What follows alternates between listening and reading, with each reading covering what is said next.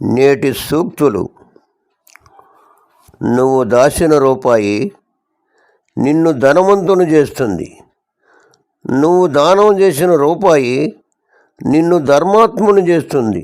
కానీ ధనం కాటి వరకే వస్తుంది, ధర్మం దైవం కాళ్ళ దగ్గర వరకు తీసుకెళ్తుంది.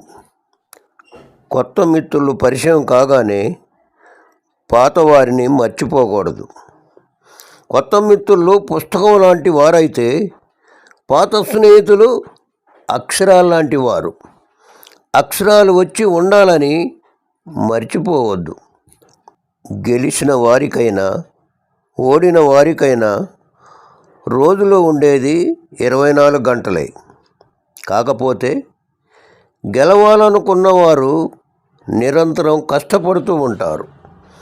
ఓడిపోయేవారు అంతసేపు కష్టపడాలని బాధపడతారు.